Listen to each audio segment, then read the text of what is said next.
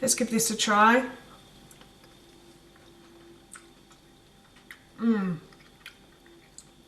That is so good. That is so nice. There's a strong flavour of tomato, but the chickpeas taste quite tomato as well, so it's the chickpeas are a really nice replacement for meat in that dish. Hi everyone and welcome back to Googie's Kitchen, and if you are new here then hello and welcome. My name is Alexis, and in today's video I want to share with you how to make this delicious chickpea pasta. As I just mentioned, today I want to share with you how to make a really delicious chickpea pasta. This recipe is very simple, but it's also really tasty as well. In the past I've made quite a few chickpea recipes, but I've never made a chickpea pasta before. So the other day I was thinking about what I could have for lunch, and I decided to try this, and it was delicious, so of course I had to share the recipe with you. So the first thing I've done for this recipe is I've put a large pan, and I'm going to put that onto a high heat on my hob, and then I'm going to add a little bit of oil to the base of the pan. And while the pan heats up, I just want to say that if you have enjoyed this recipe today and you'd like to see more, then please don't forget to hit that subscribe button. And if you did really enjoy this video, then please feel free to give it a big thumbs up. And if you have any questions or any comments, then please feel free to leave those in the comments section below. Everything like that really helps me out, and I would really appreciate it. So as I said, I'm just going to leave this pan to heat up. And the pan is getting nice and hot, so what I'm going to do now is I have peeled, sliced and diced one red onion, and I'm going to pop that into the base of the pan. I'm going to fry that for about 2 to 3 minutes, or until it starts to soften. The pan is very hot, so I'm just going to turn the heat down a little bit, and I'm going to add a little bit of water to the base of the pan to stop the onion from sticking. And then what I'm going to do, that onion has been in there, because the pan was so hot, the onion has been in there for only about a minute or so, and it's already started to cook. So now I'm going to add in the garlic. So I've got one large clove of garlic that I've peeled and sliced, and I'm just going to pop that into the base of the pan. And I'm going to fry this for about 30 seconds or so, until I can start to smell the garlic and it starts to go a nice golden brown colour as well, which I think I can now.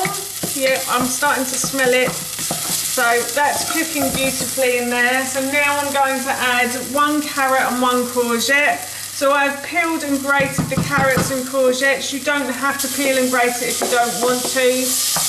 I only do this because I find it cooks a lot quicker when it's peeled and grated, rather than when it's in chunky pieces. I find if I grate it, it doesn't take as long to cook, whereas if I cut it into chunky pieces, it takes a little while for it to cook at the bottom of the pan.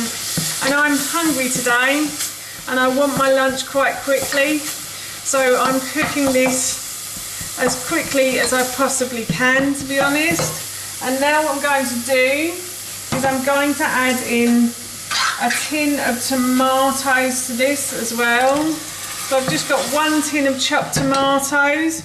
Oh, I'm making this recipe as well as if it serves 2 people, but in the original recipe it serves 4. So obviously if you're making it for 2, then you will need to halve all of the ingredients. And then I'm going to add about 200 mils of chicken stock to the base of this pan, like so. And I'm going to add in some tamari to this. So I'm going to add in about a tablespoon of tamari. I think in the original recipe I said 2 tablespoons. And then I'm going to add in tomato puree, so I'm going to add in about a tablespoon of tomato puree as well. I'm going to turn the heat back up on that, and then I'm going to add in a couple of bay leaves. I'm just going to stir those round, and I'm going to go and grab my salt and pepper. So this has come to the boil, so what I'm going to do is I'm going to turn the heat down on this, and I'm going to leave this to simmer. I'm going to add salt and pepper to the sauce as well. And then I have some cooked chickpeas that I'm going to add to this as well. I'm also going to add 1 teaspoon or about a teaspoon of dried oregano as well, or oregano, depending on which continent you're standing. So I'm just going to add that in as well. And then, as I said earlier, I've got some cooked chickpeas here.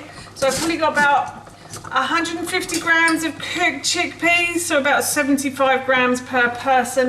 I think in the original recipe I said about 300 grams of cooked chickpeas.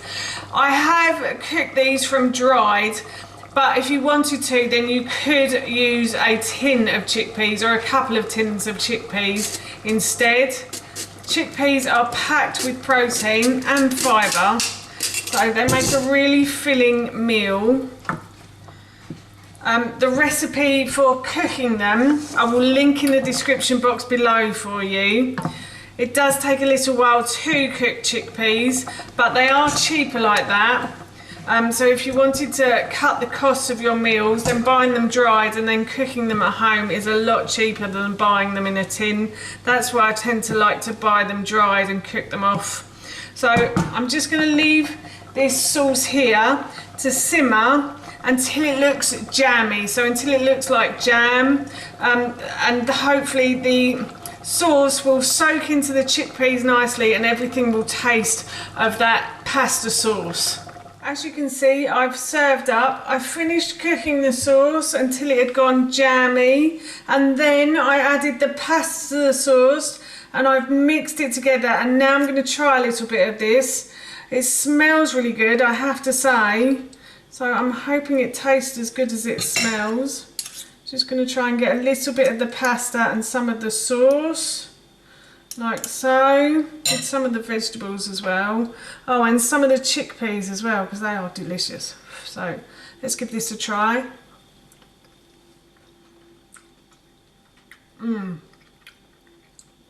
That is so good. That is so nice.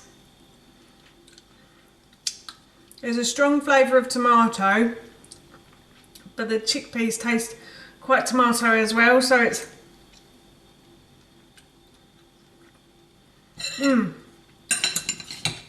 chickpeas are a really nice replacement for meat in that dish, so I'm really looking forward to having this for my lunch today. That's how you make this delicious chickpea pasta, and that recipe I will link in the description box below for you. As I mentioned earlier, I'm going to be having this for my lunch today, and it smells and tastes so good, I can't wait. So for now, that's it from me. Thank you so much for watching, and I hope you'll be watching my next video.